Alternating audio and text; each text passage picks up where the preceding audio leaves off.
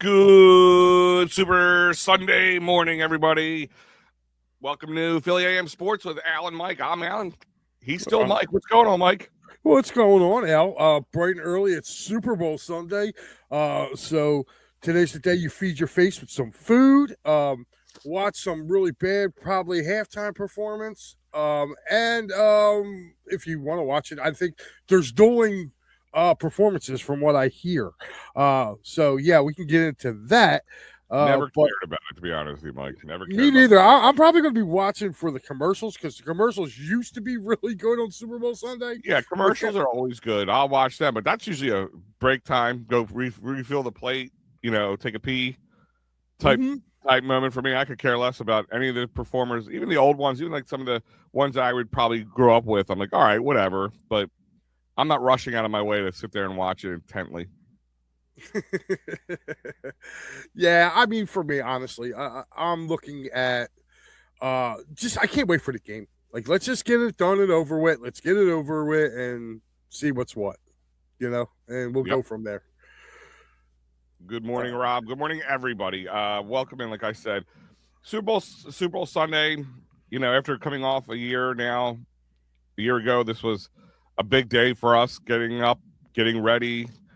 Anticipation from now to 6 p.m. was high, but remembering how it felt at the end, it sucks that it's not going to be with them. But Seahawks, Patriots are in the Super Bowl, so we will talk about prop bets. We will talk about some fun, no pressure shillings if you want to, don't want to, what to do. Listen, this is the day that most people who don't bet on sports do just to make things fun. That kind of thing. Block pools galore. Rob's not watching the game. I mean, I'm not going. If there was anything else better to do, I could see myself going, whatever. But I've always watched the Super Bowl, even if I hated the teams, both of them.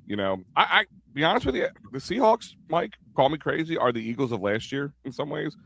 A team that was just really good throughout the whole season for the most part, is really good in all aspects of the game, from defense and offense and all the, smaller parts of it, like coaching. Everything has been really solid with them, and they've, been running through their opponents for the most part.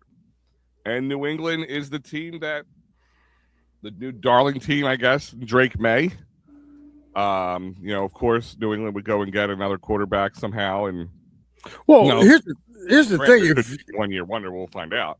Right. I mean, if you would have jumped on at the beginning of the year, which, by the way, tomorrow the odds will come out for the Super Bowl, for next year. If you would have went back after last year, like to make the Super Bowl, just make the Super Bowl, both of these teams, if you would have placed a $5 bet on either one of these teams, you would have a nice hefty chunk of change in your pocket.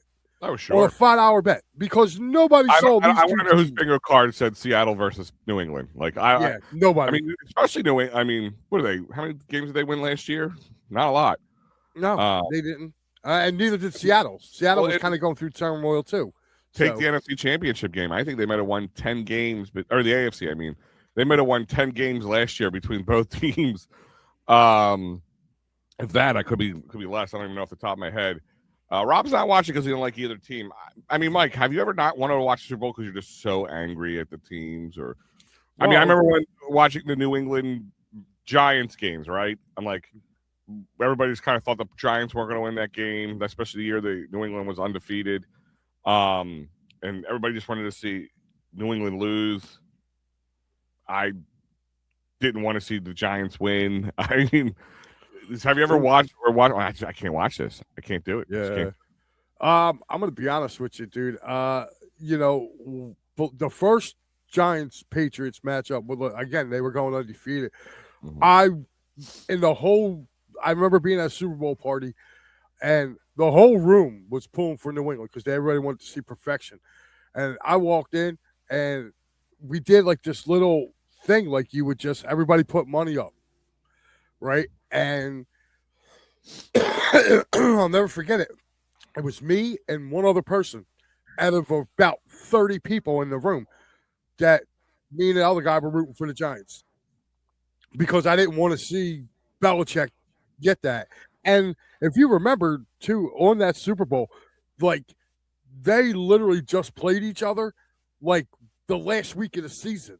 Yeah. Giants gave them a really good run for their money. If you remember that season, the Eagles were the first team to slow them down. And what I mean by slow them down, and this is where I kind of give it, the Eagles played them on a Sunday night football game. I remember this one. And they were 14.5-point underdogs to them. They were a 2-touchdown underdog, and the Patriots barely, and I mean narrowly, escaped that game. I think they beat the Eagles 24-21 in that week. And then Baltimore took what the Eagles did, but Baltimore had a great defense, but their offense was kind of shitty. So they couldn't really have enough points. But the Giants, basically, the Eagles kind of laid the blueprint on that. And I know somebody's going to wake up and say, oh, I'm being a homer. If you go back and look at that series, the 3 lowest games that they had, and granted, they were all wins because they were undefeated. They beat everybody in 17 weeks. So, nobody got the W over them until they got to that Super Bowl. But the groundwork was laid out by the Eagles. Jim Johnson, the late great Jim Johnson, put a hell of a game plan together, and that's what the Giants end up using. What the Giants did differently than the Eagles was and you got to give, I believe Spagnuolo was the coordinator then. You got to give him credit because he's the one that came up with that NASCAR package where he lined up 4 defensive ends and put 4 defensive ends in, and those defensive ends started beating the hell out of the guards. They were too quick. Yeah. And that's what ultimately ended up, I think he called it the NASCAR package. That's what was born. But yeah, I remember doing that. I remember watching the Giants and the Ravens in 2000. Yeah. And we at my buddy Tate's house, and we all put up money for point totals. And I said 41. I threw it down on the table, and there was probably about a good 30 or 40 people there. I walked out of there with about probably like $200-$300, something like that. Just throwing $5 in. Like all these different people were throwing money in. I think it was like $10. We all threw $10 up, and we all wrote down like point totals because I know one dude had it at 40, and I was like, "Damn, dude, this is Price is Right." And that's how we did. I was like, "Wow, this didn't give me enough room to work with. I had between 40 and 42." But yeah, the worst Super Bowls I think for me to ever watch were the Cowboys ones. Oh yeah, well, I mean they were terrible. Yeah, I guess those years I can remember that. I just have to remember one in the last 25 years where I'm just not watching this. I don't want to watch this. I don't want to watch either team win. You know what? I mean, there's plenty of times I don't want to see any team win. To be honest with you, like if you go by that mantra, I wouldn't watch any Super Bowl the Eagles weren't in. You know what I mean? Like I watch AFC championships, NFC championships without the Eagles. I watched plenty of playoff games without the Eagles. Yeah, the 2009 Super Bowl I couldn't watch. Pittsburgh, Arizona. I remember that one. I could not watch that one. I was still hurt on that one. That's probably when I was just over at that point. Yeah, I was like, you know what? Like, I just felt like the Eagles were the better team. Like, that's the case where you look and you know the better team didn't win. You know what I mean?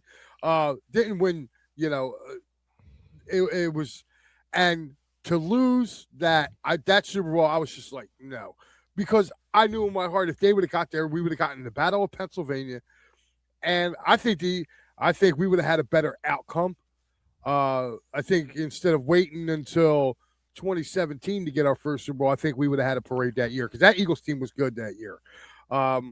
But to me, I just that was lost money on the Steelers card. What did you bet? Did you just bet the game, or did you bet like a prop bet, or where did that's lose? crazy. Do you feel Vrabel is good enough to figure out to beat the Seahawks as I do? I think if any coach, Bruce, has the ability to do so. I know, like, I was reading or watching, looking at tweets, reading some articles that they simulated the game as best as they could, and they blared Bad Bunny, and they sent him into the locker room for 14 minutes and blared Bad Bunny, and then sent him back out to like simulate the type of game and the loudness and the atmosphere. but I mean, you can only do that. I think the hardest part for a coach right now, for either team, but especially a younger team like the Patriots, is the lead up. I mean, I've covered Super Bowl week. It's a lot of interviews. Like interviewing situations a lot different from the time media week starts on Monday, especially Tuesday, Wednesday. You have all the accolades coming on with the MVP awards and Coach of the Year awards, the dinners, and then like they're in just giant auditorium or whatever areas where they have their little sections you can go up to and interview everybody, and that's the hardest part I think for a coach to simulate is the lead up, the whole week, the wear and tear of that, because remember it's a Super Bowl. 99% of the time it's on a neutral ground. In sense, it's who has the fan base worth traveling and spending the money on it, like the Eagles have done. So that plays a little bit of a difference maker there. But in my eyes, I think it's the lead up. It's looking past, hey guys, this is a football game. This is, it is the Super Bowl, but it's another football game, and you need to pretend like that's it. Put it all out. Don't worry about who's covering the game or mom and dad are watching, or this is your moment, your last moment, your first moment, your moment of many or not. The hardest part is reminding them that and just do what you've been doing that led you here. I know me and Mike will get into our picks. We're going to go over that and some betting thoughts on our half. We'll take that in a little bit. But yeah, I'm going to hit a couple of these up right here. Yo, fellas, what's going up, Mikey P? Hey, man, throw out a shout out to Mike and Joe Hale. They both called into the show on Friday. Had some great conversations. He bet the Cardinals to win outright. Okay. Seattle 39, New England 22, as the Pats offense was not good enough against Denver before the snow. Yeah, I can see that. That's what a lot of people would think, but I always can't go game to game. Seahawks 28-21. So Rob has Seahawks covering because I think it's a 4.5-point spread at this point. Mm-hmm. Al, I didn't think of all about the media and the other issues of young players, and I think you're right. I mean, that's the hard part. Even not the young players, but the guys who've never been there before. Yeah, like if you're going up against a team like, say, it was the Eagles and the Patriots, right? Then they would have the upper hand because they did this all last year, so they have a feel for it. So that's like the hardest thing, and it's a whole week, and it's 2 weeks off, so you have to keep yourself in game mode. A lot of guys, I remember even at young ages, I had a hard time, with bye weeks, and it was hard. So yeah, but here's the thing too. I think it boils down to me. It boils down for me is the offensive coordinators in this game. All right, Josh McDaniels, been there, done that. I guess it's kind of, it's. I'm not gonna say it's normal for him, but he's been to a lot of them. Okay, where Clint Kubiak wasn't, and also Kubiak was also interviewing for the Raiders job, too. He's likely going to be the Raiders' next head coach. Mm-hmm. So, excuse me. So, I mean, if you're looking at that right there, that's why I think it's going to keep it closer than expected. Now, I don't think, Mike brought up a point that they struggled in Denver. Guess what? A lot of teams struggle in Denver. Number one, the atmosphere there. Well, Denver's defense is smothering, but just the fact that you're playing that far above sea level. It's really a mile high. Right. Yeah. Right. So, they're actually up there. A lot of teams who look great and, that are great go there and lose. You know what I mean? I mean, hell, what's his name? Ryan Clark. Ryan Clark could never play there.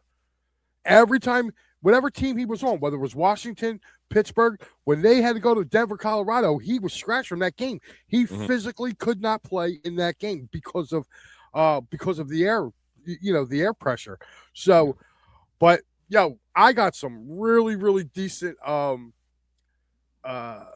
I guess Super Bowl memories. I'm going to read you, Al, just what I got from the honorable mentions for greatest NFL performances. These are just the honorable mentions. Most points scored individual. James White scored, yes, holds the record for most points in a game, 20, and most receptions, 14. Wow. I did not know. In a Super Bowl game, yes. Another one. Defensive dominance. L.C. Greenwood of the Steelers recorded an unofficial 4 sacks, which still remains a single game high in the Super Bowl. I guess was that before they started counting sacks. Sacks, yeah, it was in the 70s, but he had 4 sacks. Special teams, of course, Desmond Howard, Packers Super Bowl 31, is the only special team player to win Super Bowl MVP, totaling 244 yards and a 99-yard kickoff touchdown. All right, these are honorable mentions. The last one, as it's put on there, dual threat excellence. Jalen Hurts, Super Bowl 57, tied the record with 3 rushing touchdowns and became the first QB to rush for over 70 yards and throw for 300 yards in a title game. Man, God, it's hard to a little bit better that game. We should have 2. I'm not going to get into that one. You're opening up an old wound. There's some salt in the wound right there, pal, right now. It is, but I mean, when you bring it up, that's honorable mention. But everybody's the fumble, the whatever. Keep going. But some of the top 10 performances, I remember watching most of these, believe it or not.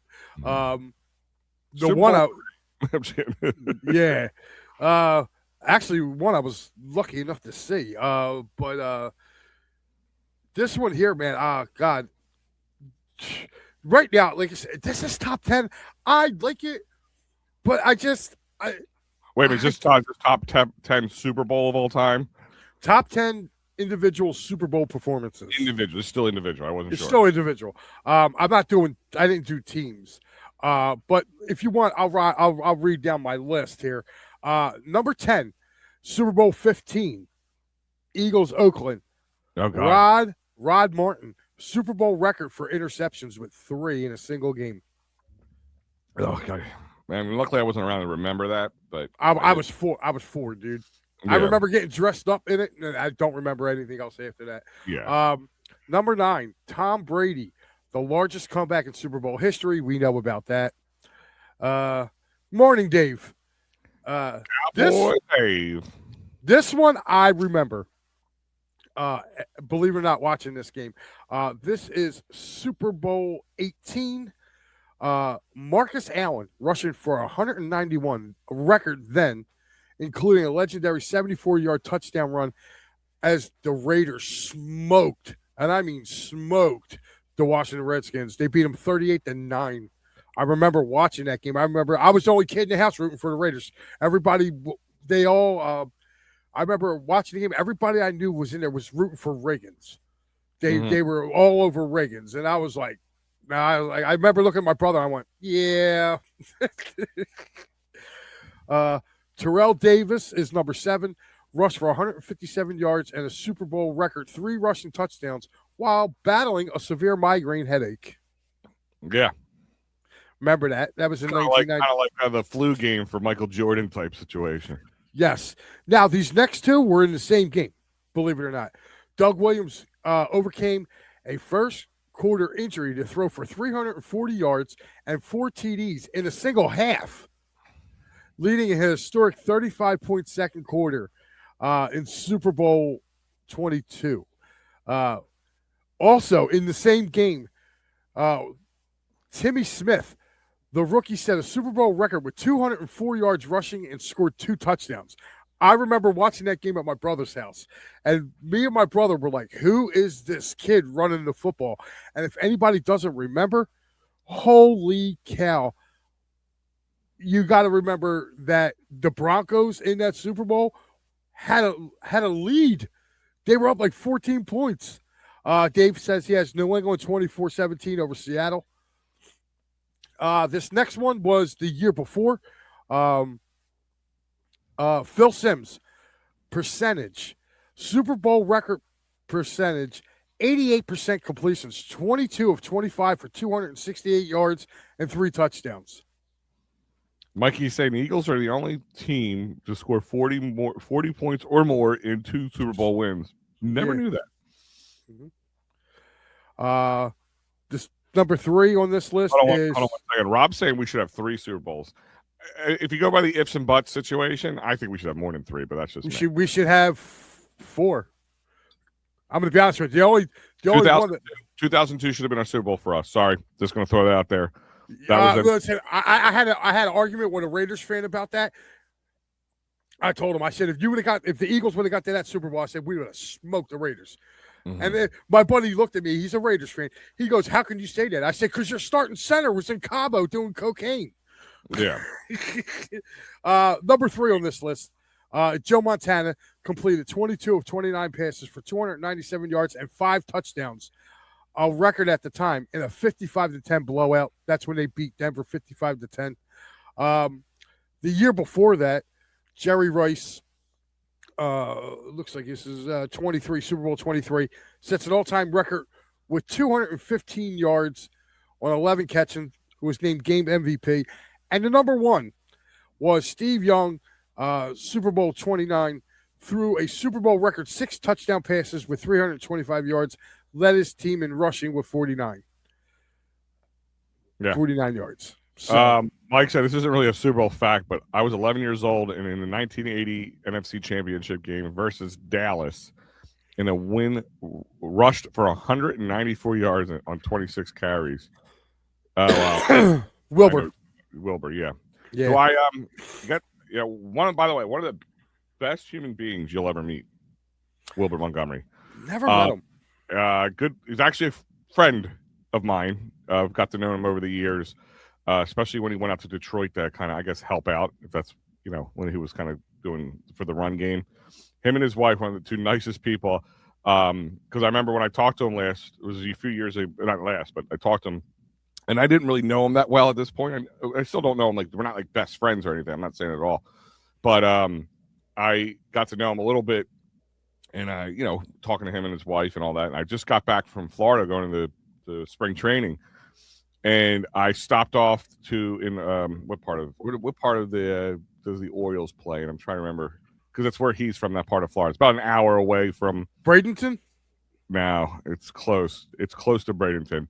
It's about an hour away from Clearwater. But so I went down there to watch the game at the Phillies Orioles game, and then I went up, back to Clearwater. And I told him when I got back, he goes, "Dude, I live there. You should have just stayed with me." I'm like, I didn't know we knew each other like that, where I could just call you up and stay at your house in Florida, bud. Oh, that's great. Hey, what you guys do for the weekend? Oh, I stayed at Wilbur Montgomery's house. What? Yeah, I'm sorry. But he is one of the greatest guys. He'll talk sports with you the whole time. He's not full of himself. He is really good dude. Like, maybe I'll see if I can get him. I don't know how good he is with technology, but I would love to maybe just get him on the show. He could talk for hours. We would just ask a question and sit back and rest. Just let him. Yeah. Let him, as well as he could run, he could talk about sports too. Dude, Fred Barnett's like that. I met him in a Wawa, believe it or not, and I knew it was him, and I didn't want to draw no attention to him or nothing like that. All I said to him was, he had a coffee, right? And I literally looked. I was in front of him. I said, so I bought his coffee. I said, yeah, I'm going to pay for his coffee. And he turned around, he looked right at me, and as I walked by him, I said, "Thanks for everything, 86." And that's all I said to him and walked out the door. As I go to get in my car, he goes, "I really appreciate that, man." He said, because usually, he goes, "You just said what you said." I said, "Man," "you made my youth." I said, growing up being an Eagles fan, I said, "You gave me many smiles on Sundays, man. Thank you." And that's all I said. Yeah, he's awesome, dude. Awesome, dude. Now, the one guy I always wanted to meet, and the only reason I kind of met him like going by, and it took me a second to realize that it was him, was I always wanted to meet Byron Evans. Always wanted to meet him. I love this one. Good morning. I'm Wilford Brindley talking Super Bowl snacks. Wings, nachos, chili, cocktail weenies. Sounds good, don't it? Don't bring up sugar-loaded dips, cooking soda flowing like a river with the fast track diabetes. Awesome. Thank you, Wilford. Thank you, Wilford. So before we get more into the Super Bowl, because we have spent about 25 minutes talking about Super Bowl, of course, we got to talk Eagles. Now, for those who are joining me, a lot of you were listening to me on Friday night and have heard me kind of take a change in stance in some of the organizational pieces, but it was all on the cusp of the Stout out situation. And this, in my eyes, still holds true. I'm not changing the status. I stand with Stout. I have not changed my status on this one at all. You look a little different in that picture there, Al. Just saying. But, AI trimmed me down a little bit. Took away the chin. That. So, what did you put? Did you picture of me make me look sexy? The AI can really knows the inner Al. He doesn't. They don't let the actual Al get in the way of the inner Al. But it's kind of like this one. We'll use this later, I'm sure. But I really have started. I think this organization has made a giant mistake, and not a mistake that they can't bounce back from. Don't get me wrong, and I want to say that and I want to first, before I get back into it, because I know it's going to set my blood pressure up, and then diabetes becomes a second problem I have to worry about. But Mike, what has been your, thought? Well, I look at it like this: they kind of we find out that they stripped him of being the run game coordinator in the season. I don't know about you, but did the run game look like it got any better after they took over? I mean, I don't see it. So nothing got better when they were right. So, I mean, the thing on that one is, I said it. Kevin Patullo, by the way, who's officially not with the Eagles anymore. Good. He was officially released. I think they were trying to keep him, and I guess whatever. Maybe they didn't want him. It never got better. It's not about not getting better. It's apparently about how it got handled, and hence why Statlin's not here. And we'll get into it, but keep going. I don't blame Statlin for not wanting to be here anymore. Like, no offense, he was disrespected, and you know what? There's no hotter seat right now anywhere than the seat that Nick Sirianni's got to sit on. And I think I'm laughing about it because our boy Mikey Kaepernick said the other night, and this is going to be a quote. I want to put it on a T-shirt. That dude just hired his replacement. Yeah, no, he called in. I was saying that from day one. I said, listen, Howie and the Eagles play checkers or chess when everybody else is playing checkers. But they doubled down. Listen, they hired two guys that they interviewed for the OC job twice. They went with the guy who's a little younger, up and coming, but they also brought a guy in who also knew how to, at least 1 year, did play calling. And I think, this guy, think about it, he's 33 years old. He's 14 years younger than Kevin Patullo was.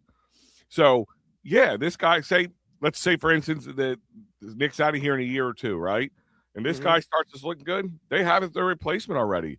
He's going to be, unless, and you know what? And here's the thing, too. They have ultimate success. Here's the smart thing, too. And I think Jim Schwartz saying he's going to take a year off from coaching, he says he's taking a year off this year. I love the fact that he's taking a year off because, to me, if Fangio wants to retire at the end of the year, you got Jim Schwartz coming back. Jim Schwartz will come back here, I believe. I think he's actually going to take probably Vic's place if Vic wants to be out of here. Now, with that being said, offensively, hiring Gizzard or Gutter, whatever his name is, Glizzard. Yeah. Like a gizzard with an R. Grizzard. Yeah, Grizzard. All right. Hiring him was kind of a fail-safe move, too, if you think about it. He's coming in. He was the passing game coordinator. He's going to be the passing game coordinator here. But he called plays. And he was an offensive coordinator. And I'm sorry, like a lot of people looked and went, oh, well, Tampa had a down year. Tampa had no wide receivers to throw to. Goblin was gone for half the year, and so was Evans. I had Mike Evans on my team. Trust me. Okay. They were throwing to Sterling Shepard and 3 rookies for most of the year. So I'm going to give that a kind of a pass. That's like taking A.J. Brown and Devontae Smith off of here and then telling them to use, Achilles Smith, Cooper, and somebody else to throw the ball to. Dotson. You'll throw John Dotson in there. So, I mean, for that to sit there and people. I kind of like what they're doing there. I don't like how it went down with Stoutland though. Again, you don't, and I think this is going to have something to do with the offensive line. I think Lane's going to come back. I think he's going to play his contract out. The one I'm worried about is Landon Dixon. I think money ultimately speaks, but then health is very close to changing that tune. So, and here's my thing is, and I might touch on this a little later, Bruce, about the Olympics, because I have a point I like to make about that. But I look at a lot of things. I read reports. I look at the social media stuff. I take that with great assault. I look at what Jeff Stoutland said on the way out. His little tweet, right? The stout out tweet. He at not one point said, hey, thank you to Howie, or thank you to Jeff Lurie, or thank you to the Eagles organization for letting me have 13 years here. It was, I can tell you almost without having exact proof and reading a man's mind, but just of all the puzzle pieces that I was able to attach. This wasn't like, all right, listen, guys, I'm 63 years old. There's a new guy coming in. I just don't want to have to go through a whole process again. I'm ready to retire. I've got my couple Super Bowls. This was made because it's just what's best for me in my life going forward.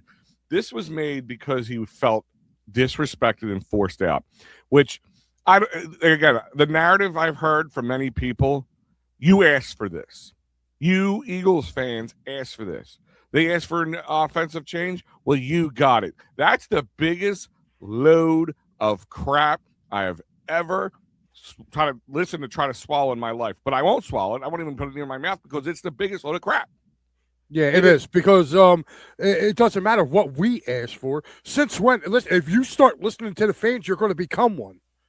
Well, that's why you're supposed to be in charge. Like, if you start listening to the fans, you ultimately will end up becoming one of the fans. Like, no, I don't want to hear that. No, listen, you know why you have to change offensive philosophies? Because the people you had in there weren't getting it done, and that includes Stoutland. Philosophy. They had no. That includes Stoutland too. Stoutland's got to take a hit on this too. No, and that's my thing is that'll be my second point here in a second, because I'm not saying Stoutland this year didn't have any blame, but here's the thing is Stoutland's been through more HCs and OCs than anybody we always hear about Jalen Hurts. He's got a different OC every year, and it's really difficult. And I'm not disagreeing with that. That man's had to deal with a different OC coming in, changing things, doing things. He's been the run game coordinator since 2018, and they've had pretty much really good running success and really good O-line play, despite the facts of how well they were playing throughout those years. So let's just swallow that.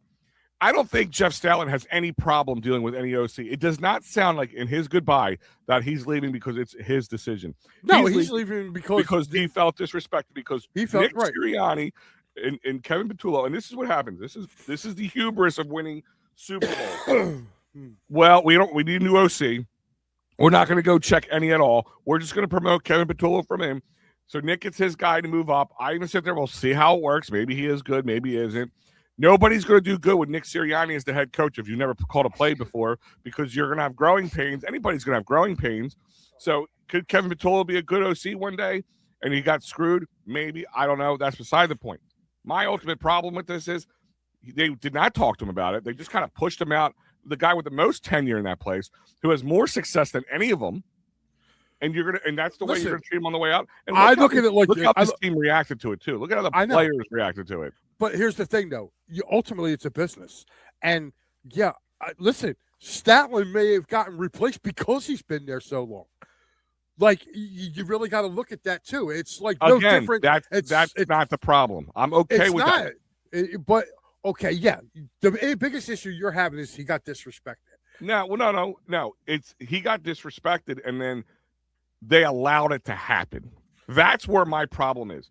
And I know you're not gonna fire Nick a year after winning a Super Bowl, even with the way the season kind of ended, because it was still, you want to call it a successful year. If they were like 5-6 win team this year, maybe he could have got let go. But you still went to the playoffs. You still had a chance to, small chance, but chance to make some noise.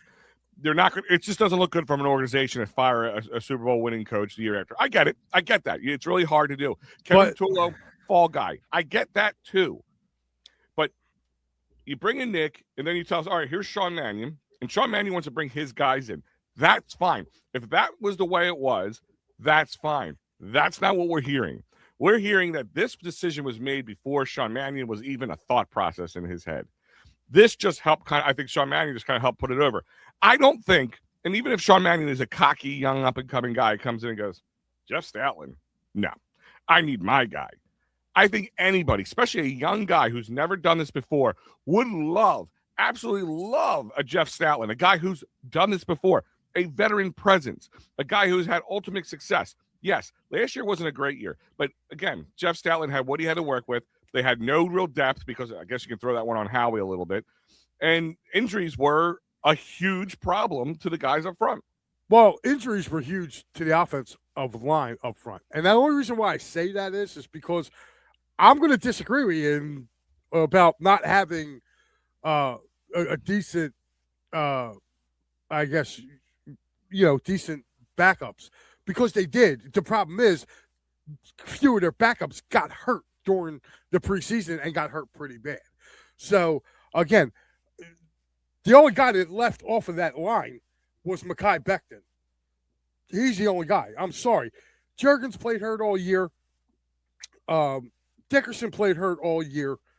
And so did Lane Johnson. When you have 3 of your starting 5 playing hurt all year and going in and out of the lineup, like, I'm sorry, those guys, Dickerson and Juergens, like, I'm going to keep it real with you. There was too short of a turnaround time for their injuries to heal. Sure. I think them getting knocked out this year is probably going to do more good going forward than not, because their bodies are going to have a chance to heal. Now, we're hearing stuff now about Dickerson that he might be retiring. Yeah. That how injuries are. Right. And again, that in my eyes is not a problem. Hold on, Al. Let me finish my point here with Stoutland. I'm not as upset about him being replaced. Okay? I'm not, because coaches come and go. Remember Howard Mudd? Remember how great he was supposed to be? He got here and couldn't coach his way out of a wet paper bag. Yeah, but that was a completely different situation. It's not like we know. No. Howard Mudd was, at that time, he was the Jeff Stoutland of that time. Okay? So, Dave, I have faith in Faith getting the job. Yep. I can't believe she's getting a job now. Now I feel old. But hearing that. Like, I listen, I think, to be honest with you, yeah, does Stoutland have a right to feel disrespected? Yeah, I think, but ultimately, Nick is his boss. Like, you can't, if your boss disrespects you, yeah, you can go and talk to him and be like, yo, you kind of disrespected me here. That wasn't cool. Now, your boss is going to look at it in one or two ways. He's going to look and go, you know what, dude, you were right. I'm sorry. I didn't mean to disrespect, but we needed to go this way for a reason. You don't have to be happy with it. Or you can go in and be like, and start yelling. Then your boss is going to look at it and go, all right, then you're fired. Yeah, I don't think Stoutland went that route. Don't get me wrong. I think Stoutland look, we don't know what route. No. But for him, the way his tweet went. Like I said, thank you to the fans. Thank you to Philadelphia. It was a great working with these guys that I've gotten to work with over the years, as in the players. But you would think after 3 Super Bowl appearances, 2 Super Bowl wins, 13 years here. Thank you, Jeff. Thank you, Howie. Nothing. Well, it was like I said, we weren't there to see how that went down. You don't know. Again, the guys that are making the decisions for this team, you have to go. A lot of people, what's really getting me in is that they're saying, oh, well, this person did this. We don't know what happened behind closed doors. All we know is Stoutland didn't like something, and then he left. Okay? He's out. And he has that's the way. He's older. He's successful. Right, and he has the time to do that. Now, here's the thing that I'm going to say. Who's not to say, all right, Jeff Stoutland had to start somewhere to get his name out there. Sure. I'm not saying the guy who's taking his place is the next Jeff Stoutland. But we have to be ready to move on from these older coaches. Yeah. Especially 63 years old. I mean, him and Fangio are not going to be here forever. Like, no. Again. And I give a little blame again to Howie and Jeff. if the reports were true about Vic, listen, Vic got early success, right? He came in the first year, won a Super Bowl, right? That elusive Super Bowl that was, getting away from his whole career, which felt like maybe would never happen. But he got it. So maybe after that, he's like, I'm 67, 66, 67 years old at the time. I'm ready to move on. And last year, they had to convince him to stay back. Why wasn't that conveyed earlier this time around? Like, hey, Vic, I'm not here to press you. I know we just came off the end of the season. I just need to know. And after everything went through the OC coordinator, like that, again, I just feel like they have not been prepared for what they should prepare for. You can't be prepared if a guy's not making up his mind. Okay. True. And I don't know about you, but this is the first that I'm hearing. About a year ago, he wanted to walk away. Nobody. I said if the reports are true. I'm right, but I'm just saying. Do you remember hearing reports that he wanted to go out on top? No, I didn't hear no reports of that. It's only because they went out in the first round this year. Now all of a sudden everybody wants to get out. Well, guess what? If the Eagles knew that Vic wanted to retire, they sure as hell wouldn't have let Christian Parker go down to Dallas. They would have kept him because he was next in line probably to get. It was either him or Clint Hurt were probably next in line to become the defensive coordinator anyway. Yeah, so, I have a feeling it was Clint Hurt if they were going to do that, because I don't think they let Ryan. If there's any inkling, they go, listen, Ryan, I know you have your opportunity. Unless Ryan says, listen, this opportunity is in front of me. You guys aren't guaranteeing it to me yet. You got to let me know. I got to go what's going to be best for me. And maybe they said, well, we'll pick one or the other. Mike Papernick saying the big problem the Eagles will have in hiring Mannion is the Eagles' offense and team play good next year. Mannion will be HC somewhere else. No, I don't think so on that, Mike. I think, listen, they win the Super Bowl next year. Devil's advocate. Say the Eagles come back. They kind of like follow that same routine of Super Bowl, down year, Super Bowl, down year, Super Bowl again. If they go back and win the Super Bowl next year, Mannion probably is going to be in conversation for an HC job. But he's still 33 years old. He'll be 34 by then. And he's going to, probably be another year of seasoning under his belt. Now, the only thing is, in Mike, your eyes, because I know he's not a Sirianni fan at all, that probably just seals the deal a little bit with Nick Sirianni, maybe. Unless the Eagles just go, no, this was all Sean Mannion. This had nothing to do with Nick. And you know what, Mike, me and you have battled, not you, Michael Papernick, have battled a lot about the Nick Sirianni thing. And I'm saying it now. I used to think, and Maddie, I think when you weren't here the one morning and he came on in your place, Mike, he goes, what did Nick Sirianni do? And I said, from what I can tell so far, it's not calling plays during the game or anything. That's not his forte at all. He just doesn't have a feel for the game live like that. Because a good OC, a good coordinator, has kind of a few plays ahead. If this goes this way, I'm going to do this. If that goes that way, I'm going to do this. But I figured, scheming the week of, keeping the players together, keeping the coaches together. I think Nick Sirianni, with the win of the Super Bowl, hubris set in big time. Got his guy in the position that he wanted and just thought he could do, I'm the HC and I can do whatever I want. And to a point, you have the right to make that call. But at the same time, if things don't go the right way, guess whose fault it is? Guy on top, head of the snake, And in my eyes, Nick Sirianni's become a problem. For what we've looked at, like I said, Nick Sirianni, I always use the terminology is like a curveball or a knuckleball pitcher. It ain't pretty, Mike, but it seems to be successful most of the time. But Nick Sirianni, I'm not going to use the word clown. I'm not going to be like that like everybody else is.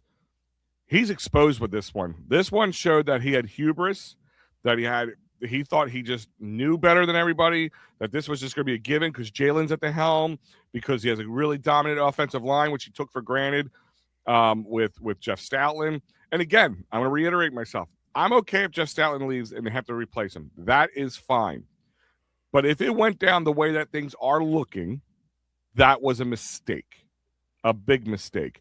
And anybody tells me that a guy like Sean Mannion, 33 years old, never done this before, would want some sort of veteran presence. Now, if they got into a room and Sean says, listen, I want you to stay as my my O-line coach, but we're gonna hire, which they did. They hired a run game coordinator, and what was his name? Ryan Mahaffrey.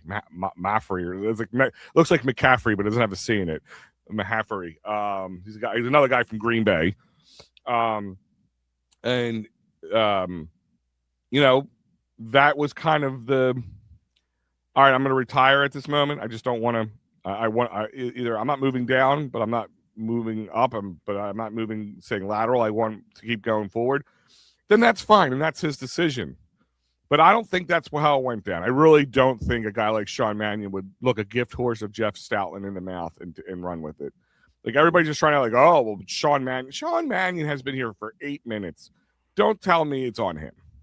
Yeah, that's the one thing I will agree with you on this is you can't blame him for this. As far as hold on 1 second. One thing for Michael P. when his last comment, let me just bring it back up.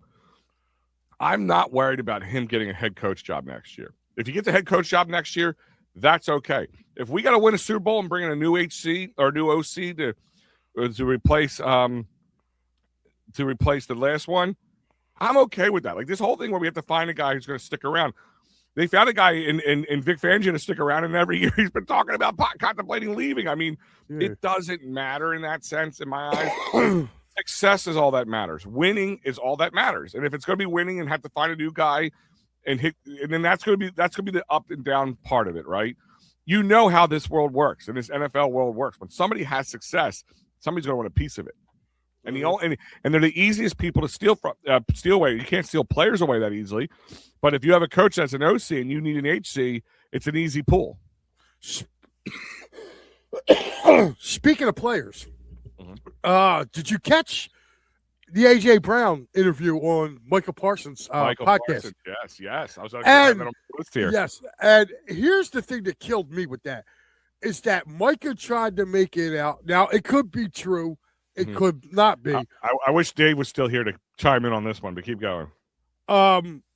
Yeah, I don't see in any world where you're trading, Jalen Carter for Micah Parsons. No, the whole point is to bring Micah in to trade with Jalen. Yeah. Now, let me ask you a question. All right, so for those who don't know, Micah was on a podcast. It's his podcast. It's his podcast with AJ, and that was back yesterday. He had it. And he revealed it was very close to being traded to the Eagles earlier in his career. So that was before last year. No, he said earlier in his career. So I think it was before last year. Might have been a year before that. Okay. The deal reportedly fell through because Dallas demanded defensive tackle of Jalen Carter and multiple draft picks in return. Because listen, here's the problem. If you're going to trade with Dallas, Dallas is going to expect higher capital from you because of you're in division. So it's going to cost more. But say they wanted a 2-second or a second and a third, right? Mm-hmm. Would you do that with second or third and a Jordan Davis? Or if Milton Williams was still available, would you do that? I wouldn't trade Milt. No. Did you see? I would do like a second and a third. Mm-hmm. I like how people are trying to throw on top of this. By the way, Mike, did you see that? There's an article out. I think Schefter put it out. Somebody put it out that Milton Williams was being interviewed because he's playing for New England today, right? And he said, I wanted to stay with the Eagles, but no offer was tendered. And people are like, oh, see, the Eagles dropped the ball again. I'm like, they couldn't afford him. Did you see what he got? That's what I'm not going to blame the Eagles on. They just knew they couldn't afford him. Listen, they knew he outkicked his coverage on that one. And guess what? The dude had a great Super Bowl last year. Mm-hmm. All right. Not only did he have a good season, a good, it was a what do they call them? Contract years. He had a great contract year, and he showed out in the Super Bowl. So my man was getting paid. We knew we were losing Milton Williams. The Eagles knew they had no shot at trying. Yeah, I think that was a guy like that. We had no faith.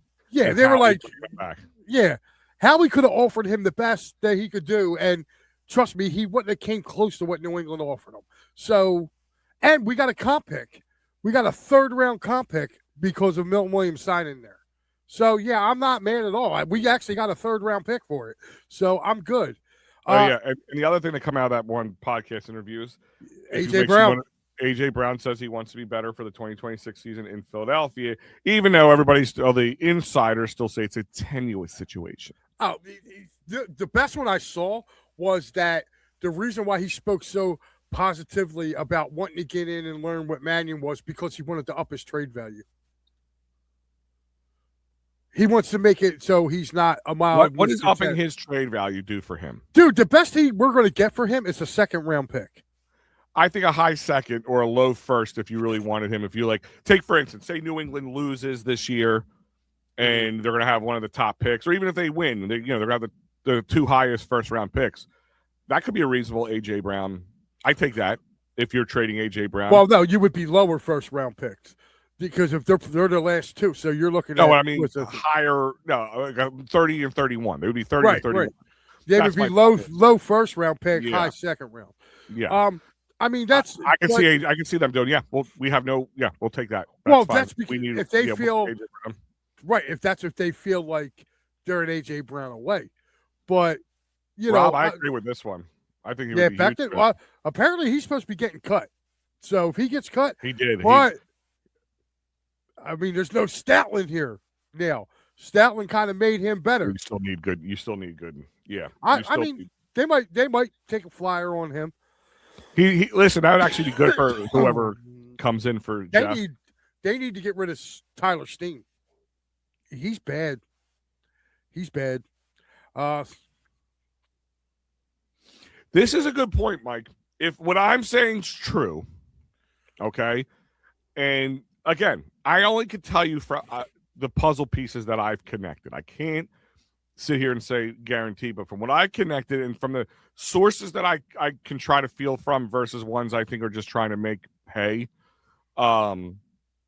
If this is true, dude, does the trust process, does trusting Nick Sirianni become a problem? Listen, that's especially with the caliber of Stout. Like it's not just one. I feel like there's just too much. I don't know. I know he was here for 13 years, but eventually you got to move on.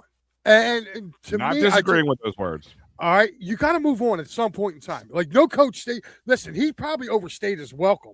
To be honest with you, I doubt that much. Oh, listen, I doubt that much. Hold on, we don't know, Al. Like we're not in that locker room. We don't know how much he barked. Okay, he could have been barking for a while. Like I don't think guys will outright say they cried when they got the news, openly wept if that was the problem. Even Lane Johnson said, listen, I was not ready my first couple of years here, my first year here. I if it wasn't for Stout, I would not be nearly as good as I was. Right, but listen, and he's going to get all those accolades. He is. I mean, and as he should.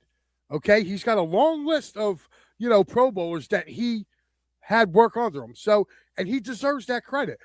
But again, what I'm telling you is you can't bark at your boss. Somewhere, there was a disconnect in there somewhere.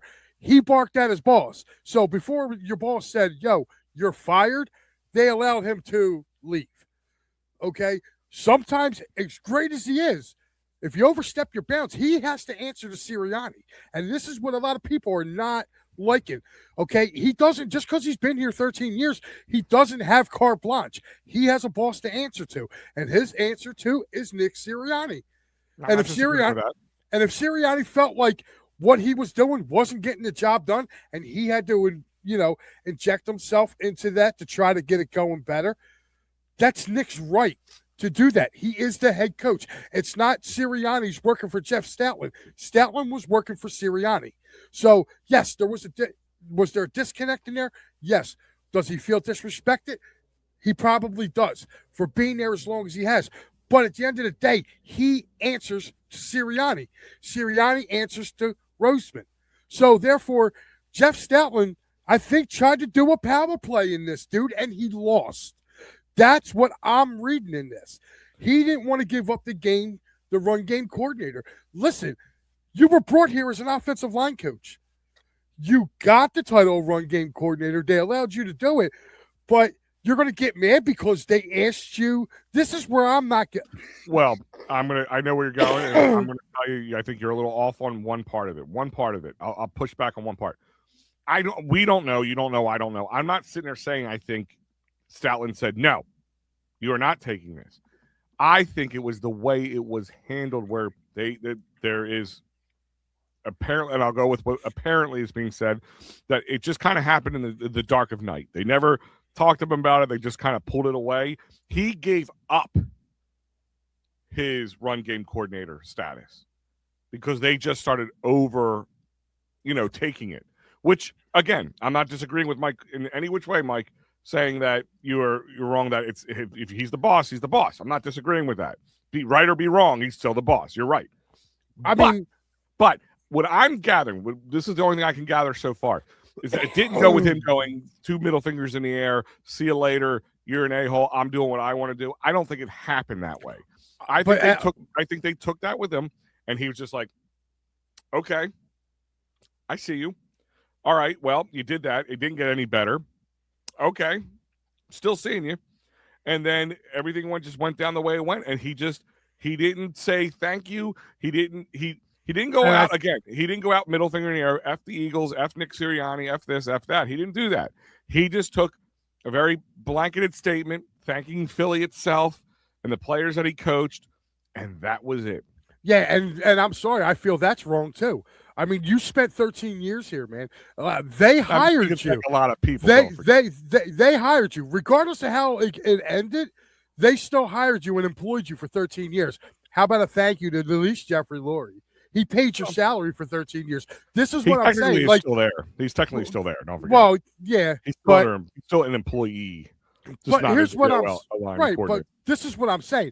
There's something there's something not right about this situation where I feel like a lot of the blame is being pushed on Sirianni, and there isn't enough blame being pushed on Stoutland. Stoutland was a part of the problem too. Like when he was run game coordinator, it wasn't doing nothing. It wasn't. The run game, the offense as a whole this year was bad. And he had a part in it. And I'm sorry. Like, again, for him to go out the way he did, okay, that's cool. He thanked the fans or whatever. But you didn't thank your employer who employed you for 13 years? Dude, nowadays, you're on a coaching staff. You got 5 years to get something done. After 5 years, you're on the unemployment line. And that includes the all-great Stoutland. You know what I mean? He stayed here for 13 years. They made him a centerpiece and basically said to any coach coming in, we have our offensive line coach and run game coordinator in Jeff Stoutland. So because they took it away from him, this is like, I'm not getting his reaction from being taken away from. Like, okay, dude, like if you were getting 240 yards a game like Barkley was a year ago, and then they took it away from you, this would be the best reaction in the world, and he'd have 1,000% people to be behind him. The run game was bad, dude. Well, they wouldn't. They wouldn't have had to take it. I mean, I get it. Again, Jeff Stoutland didn't have his great year, but this is the first time I can think of in 13 years. And then that's the other thing. I'm hearing other people going, well, the year before when they won the Super Bowl, they were just lucky not to get injuries. I'm like, that goes for any position, any job in sports. Well, like, listen. I can remember 2014 with DeMarco Murray not having great runs. The Ryan Matthews. That was before. That wasn't. No, he's been here since 2013. 2018 is when he became run game coordinator. Yeah, but he was still offensive line coach. Our offensive line wasn't great then. They weren't. Jason Kelsey, by 2016, they were talking about getting rid of him. Oh, yeah. So, I mean. Years, yeah. Again, I'm not saying he came in as a perfect angelic saint and he did no wrong up until this year. Yeah. I'm not saying that, but that's over a decade ago. I'm not worried about that. Outside of last year, we got to analyze that. We have to analyze that now because we're talking 13 years. That's more than a decade. So I'm not looking at when he became run game coordinator because 2018 they didn't run the ball all that well either. We had run the ball much at all. That was Doug Peterson. That was Doug Peterson, and Jay Ajayi was all banged up. LeGarrette Blount was all banged up that year. They didn't run. 2019, they didn't really run the ball that well. It was Carson Wentz throwing to the Wawa boys. 2020 wasn't anything was right. was That the year for what it was. Right. So again, what are we really speaking about? 2022, they right, established the run game big time. Right. And that was what Sirianni, Steichen came in. When Steichen took over the play calling, that's when they became right. When Steichen took over the play calling in 21, that's when they started becoming. So you're looking at 6 years, which has been playoff success. They've gotten to the playoffs every year, gotten to the Super Bowls, and they won one. Now, again, this year it falls on all of them. It falls on Patullo. It falls on him, on Stoutland, and on Sirianni. Sirianni doesn't get away scot clean either. But all I'm saying is, if all coordinators are failing at all cylinders for the most part outside of defense, all offensive coordinators are failing, and that's on Sirianni. That's on Nick Sirianni. That's why I said Kevin Patullo, because unfortunately, as the OC, you're the next level up. If it was a failure on defense too, like say Vic Fangio was failing. Yep. Then it's all Nick Sirianni. Then it's all on Nick Sirianni, right? But this was Nick putting his guy in and everything. Yeah, but I mean, listen, you would do that too if you're a head coach and your one guy leaves. All right, say your guy leaves and you got a buddy that's been helping you throughout your coaching or whatever. You're going to be like, hey, yeah, all right, here, run the offense. That's all he did was look out for his friend. Oh, and speaking, you're going to get a kick out of this. This morning, did you see who the Chicago Bears promoted to? Oh, yeah, sure. Tell me that. Yeah, Press Taylor. The guy that we didn't want here is now going to be. Was that one of the reasons Doug Peterson got let go because he wouldn't let Press Taylor go? Yes. Yeah, that was the main. He wanted Press Taylor as his offensive coordinator. The Eagles said no, and Doug said, well, then we're at an impasse, man. He goes, you're going to have to hire somebody else because I want Press as my offensive coordinator. And they made, because if you remember, they fired him. At that time, that might have been the right move. Press Taylor, listen, that was what, 2020, right? 2020 to 2021 when they were transitioning from the season. That was 6 years ago, or 5 years ago, however you want to look at it. That was 5 years ago. Maybe he needed to take that 5-year journey to get back to where he is today. Well, I mean, because if it really he's going to be Ben Johnson's right-hand man now. He's going to be Ben Johnson's right-hand man right now. And again, you're it's like being Andy Reid's offensive coordinator in some ways. Like, who really is doing the work here? Yeah, you know what's funny? Mm-hmm. My kid was all excited about Harbaugh, right? Mm-hmm. Then they go and get Nagy as their offensive coordinator. I said to my son, I went, yeah, that's not going to be well. By the way, you talked about one other thing. There was a notable signing by the Eagles this week. The reserves futures contracts, a return of Quez Watkins. Oh, yeah, I saw that. Yeah. They signed linebacker Chance Campbell, D-back Tariq Castro-Fields, wide receiver Danny Gray, and defensive tackle Gabe Hall. But wide receiver Quez Watkins was a reserve/futures contract for the 2026 season. The return of Quez Watkins. And hey, look. Olari was sent back to the IR, by the way, if it really means anything. Real quick, because I know we're going to get back into the Super Bowl stuff because we're getting towards the end here. So we talked about A.J. Brown speculation. We talked about I just want to talk about talk about that. Like, I watch him. Like, I truly believe what this dude's saying. Like, I'm not doing it. I'm not. Who, A.J.? Yeah, I'm not. Okay. Because the way he was answering it, you could tell when somebody's trying to be political. He wasn't trying to be political. He was answering the questions the way they were answering. Because, what's his face? Derrick Henry walked up, put his arm around him, and goes, come on, man, get this guy in Baltimore. And AJ's like, nah, dog. He goes, I love Philly. Yeah. Like, and listen.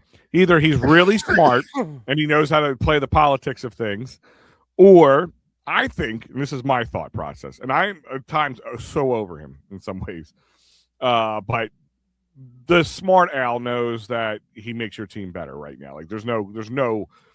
I think he's one of those. He's like a smart diva. What do I mean by that? He's a diva, and diva's going to diva, right? That's going to happen. But I think he also, like, kind of like a person who yells and screams and like later goes, "Yeah, I was kind of being a dick there for a moment." You know what I mean? Like, yeah, exactly. I think that's what he does. Like, I was probably being a little bit of a diva at this moment. I should cool off a little bit. Yeah, and listen, I mean, I don't think you're going to tensions are high, Mike. When you're not winning And even when you are winning and people could feel like you can feel when the winning isn't real. And maybe, just maybe, Mike, that drop pass in the San Francisco game, maybe that like kind of opened his eyes. All right, I'm not perfect. I need to help this team instead of pull it apart. And maybe that was a learning moment for him. But if it is one way or the other, that's a check mark or a plus or a feather in AJ Brown's hat. That's how. Listen, the only thing I can do is take a man at his word, and what he said in that interview, I'm going to hold him accountable. Well, it's also the same thing. Is there's three sides to every story. There's your side, their side, and the truth lies somewhere in the middle. Right. Well, you'll find out. I mean, if he gets traded to New England and he says, "Yeah, I'm happy to be here," and couldn't wait to get out of there. I think it'd be dumb for him to say, "I'm not happy to be there." But yeah, if he goes, "Thank God I'm out of Philly," what a cesspool that was. Yeah. Either he's being a d-hole or he was telling some truth. Right. So, all right, now let's get into some of these props for today. Are you ready? Yeah, man. All right, I'm going to run through them real quick, and I want props, locks, and parlays, Mike Laro's input. Here's some of the basic stuff right now, the key props. Rushing yards for Walker, Kenneth Walker, over under 71.5. Anytime touchdowns at -195. What are your values on those? Well, considering he's the only one really kind of rushing the ball, although I did hear that they were bringing up Cam Akers for this game as well. Cam Akers is the player. I remember Cam Akers. He was with the Rams, right? Yep. Yeah, yep. He's actually with Seattle. He was on there, but Amen Cup, the former Rams taking a I would take the over in the rushing and the anytime touchdown. I think Walker's going to get in the end zone today. So you're taking the over or the under on the rush? I'll take the over. Oh, I think he gets over 71 yards. Yeah. Okay, 71.5 yards. So 72 or more. Jackson Smith Njigba, NSJ or SN, JSN as people call him. Receiving yards 94.5 over under. Ooh, I'm going to go under. And the only reason being is he's going to have Christian Gonzalez on him all day. Yeah. I think the big names, and we'll get in that in a second, you might want to steer clear of in some ways. Anytime touchdown, -110. You take that? Yes, I do believe he will get in the end zone. Okay. It's a big game. He's a big game wide receiver. I just don't think he'll get the yardage. I think he'll get a touchdown, though. All right. Ramondre Stevenson, rushing yards, 49.5 over under. I take the over on that. I think New England's going to be able to run the ball on that defense. I do. Plus 140 in anytime touchdown. Book it. He's getting in the end zone. Okay. Drake May, passing yards, 235.5. Ooh. 235.5. Yeah, I'm going to go under. Okay. I may be wrong, but his last couple games. Well, I mean, what do you have? 39 passing yards against Denver? I mean, but that's Denver. Like, Denver's got. No, I get it. They got all-world secondary. I don't know. 235. I would be safe. I would take the under. I think he's going to throw for about 210, 215, but I don't think he'll get to 235. They run the ball a lot. You know what I mean? Yeah, no, absolutely. What else you got? Hunter Henry. This is kind of one I stuck out to me a little bit. Receiving yards, 39.5 yards. Over under, what do you got? I take it over in that. Okay. I'm actually going to give you. I got a couple written down here. Plus 235 for any time touchdown. Definitely take that. I think Hunter Henry has a. I think he scores. I think it's going to be a high scoring game. And here your novelty bets, and then we'll get into what you got here real quick. Ready? You got it. Go ahead. National anthem. Charlie Puth performing between 117.5 seconds and 119.5 seconds. Over under. Was it on 219? 119. 119.5. I've seen a couple different places. We'll say 118. Over. Gatorade. Orange, yellow, green. Orange is plus 240. Yellow, green's plus 260. Yellow, green. Okay. Coin toss. Heads is minus 103. That's the coin toss. The coin toss is literally a coin toss. They're both minus 103. Who would have thought? Don't even answer that one. All right, here you go. Super Bowl MVP odds, your last one. Sam Darnold plus 115. Drake May's plus 230. JSN is plus 550. Kenneth Walker is plus 850, and Rashid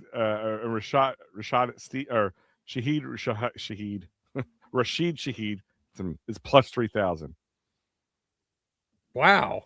Yeah. Which I think still, I mean, the guy would have to go off to win that. Yeah. I don't see that happening on any of them, really. I would probably one of the two quarterbacks. Yeah. Man, that's all they gave you, though, for that? Oh. Yeah. Over, under on Bad Bunny getting booed. Oh, if I boo him, does that count? I'll take the over. I mean, it's funny. I'm such an old man when they like Bad Bunny's coming. I'm like, who's that? Is this guy dressed like a giant bunny? I watched the Adam Sandler's Happy Gilmore 2, and apparently he was the guy, the Hispanic guy in the movie with him. I didn't know that was him. Yeah. I just thought it was just some guy. Jesus. All right. You ready for mine, dude? Mm-hmm. Preach, Mikey P. Preach. Let's see. All right. I'm going to start off with my opening kickoff to score a touchdown is 66-1. So in other words, you put $1 down, you win $66. Mm-hmm. That's it. Now, here's one that a lot of people probably used to play. Paul, or my boy Paul Spencer, he told me he used to play this one religiously, but he said the last couple of years with the NFL kickoff changes, he said it's not so automatic no more. Touchback or fair catch on the opening kickoff. If you vote no, that there's not going to be a touchback or fair catch, it's minus 250. If you bet yes, it's plus 190. So if they don't advance the ball, it's plus 190. Yes. If it's a touchback or a fair catch. So if somebody fair catches the opening kickoff or it goes for a touchback and you put $100 on it. Not letting them try to return it at all. Like like kicking the ball out. That seems odd. It seems that odd. Used to be automatic. Everybody and I mean the odds were crazy. Like the odds were like 5-1 odds that the opening kickoff would be a touchback. Now, my correct score parlays are this: 31-25 Seattle pays 1,000-1. So for every buck you put in, if the score's 31-25 Seattle, you win $1,000. If you're a New England fan and you do 31-24 New England, that pays 300-1. So I like that. A little tight end parlay per se, as I had on Bet365. All parlays make my end tight, but keep going. Yes, man. Hunter Henry touchdown, AJ Barner touchdown. Barner with 30 yards receiving, Henry with 30 yards receiving pays 25-1. Okay. For those four. I have a 3 anytime touchdown parlay that pays you 50-1 odds. That is JSN, Booty, and Mac Hollins. If those 3 score a touchdown, 50-1 odds. And of course, my Super Bowl special for this week is this: Drake May, 2 touchdowns passing. Sam Darnold, 2 touchdowns passing. For New England, I have Henry, Booty, and Stevenson scoring touchdowns. For Seattle, I have Walker and JSN. You combined all those, what I just said right there. May with the 2 touchdowns, Darnold 2 touchdowns, Booty, Henry, Stevenson, JSN, and Walker to score a touchdown pays you 225-1. So you throw $5 on that thing, and those guys score, and those 2 guys throw their touchdowns. It's $1,000. America does notice how you say booty with a little emphasis on it, Mike. Booty. Yes. We're enjoying it. Adam saying more than 2 people throwing a pass like a trick play. That's actually a pretty good one to take, because you forget Cooper Kupp did that in the Rams' last Super Bowl. Yes, he did. And actually, there is I think that's paying, I think 100 to 1 on Bet365. 2.5 people throwing a No, pass. not 2.5 people. Anytime touchdown thrown by other than a quarterback. So it would have to be a touchdown for. Okay, gotcha. Mm-hmm. So, but that's it. That's it. All right, Mike. Real quick, what is your final prediction? Game starts at 6:30. My final prediction is I think it's a high scoring one. I'm going to go with what I played, and I took Seattle 31-25, and I'm going to be on the edge of my seat because I think it's going to be 31-23. Seattle's going to have to punt the ball, and they're going to run out of the end zone and give them a safety, and that's how I get my 25 points. Mm-hmm. And then their defense shuts them down. So I don't think it's going to be high scoring. I don't think it's going to be low scoring. I don't think it's high scoring. So far, New England's only allowed 8.7 points per game in the playoffs. Now, granted, it was against Denver and everything else. What's going on with them was kept that low. Drake May, definitely up and coming. But if you look at the whole year from New England, they had probably one of the smoothest paths to the Super Bowl. They compared to Seattle, of course, because you had to play the Rams and all that stuff a lot. So they're a little bit more tougher contestants to play up against. Sam Darnold, I know people were talking about him seeing ghosts. I think so far he's busted those ghosts in my eyes. Now we'll see what happens in the third and fourth quarters of a Super Bowl. That changes if he starts panicking. But it's a 4.5 point spread. Or Seattle's minus 4.5. I think it's going to be like 24-21 Seattle. New England, they don't get the spread, so you have to bet the New England in this one. But I think Seattle wins this game. Okay. What are you having for the Super Bowl, Mike? That's a good question. I have no idea. It's a spread. It's a spread. I'm having my wife's making those. Have you ever had those things where you take like a whole the King's Hawaiian minis and you cut it in half and you make one big sandwich, then you cut them up like and you toast sliders. Some sliders, but like you put the butter and all. It's really. I know she's making them and they're a quick and easy favorite. Some other stuff too. I might do burgers. I don't know. Do burgers or maybe a pasta. I might fill my inner Pat and do like a ziti or something. Well, I definitely have to throw in the oven. I got some leftover Detroit style pizza, which is one of my favorite pizzas. I've ever had crust and Morton. It's really good. 28-21, Rob saying he's got the cover and the Seahawks winning. Pizza and homemade wings and buffalo dip. Nice, Adam. Nice, Adam. I wanted to get my Zantac out for that one, but I'm on. Adam, tell me when to be there. I'll be there. On that, guys, thank you very much for joining us today. Hopefully you enjoyed this. Hold on, Al. We have to give a reminder. There's no Matty B tonight. Matty B is en route to his new home away from home. So he will be back tomorrow, just to give you guys a heads up. So this way you guys ain't going, hey, where's he at? He did say it, but you all sit there with bated breath at 9 o'clock. Plus, it's also the Super Bowl. It's probably a really smart time not to do a show because nobody's paying attention. Exactly. Like he would be literally going on in the middle of the Super Bowl. Right. So, or towards the end of the last half of the Super Bowl, which is just not going to pay that well. So smart move by Matty B on that one. But he will be back tomorrow, as well as all the other great. Let me see, I got that right here. Nope, this is. I was this one. There it is. There you go. All the Pittsburgh Sports Tonight's the final words. The Birds Blast is apparently back on Thursday as well. Gridiron Weekly, my Philly Friday Frenzy as well. I might have some people lined up as a guest on that one too. Nice. Saturday's always the best of this year's Wrap Sports. And then, of course, we're back, Philly AM Sports and the final word with Matty B next Sunday. First Sunday, post any football. Yeah, I know. And I actually got the whole week off. Yeah. Oh, dude. Yeah, I'm off the whole week. No flyers. Yeah, you're no on the flyers. Yeah, look at Mike. Yeah, Mike might be my Friday Frenzy guest this week, just to have him scratch that itch. We'll find out. There you Guys, go. Other than that, we appreciate you joining us this morning. As always, he's Mike Lauro. I'm Big Al. Hold on. We gotta hit it again. Yeah, nice 76ers win last night. Yes, it was. I know we didn't touch on it today. Too much to talk about, but we will touch more Sixers and stuff probably starting next week because we're gonna have to. And he wouldn't get no. Oh yeah, Matty B. Yes, even the Matty B vampires will have to stay in their coffin for tonight. But other than that, guys, thank you. We will see you next Sunday.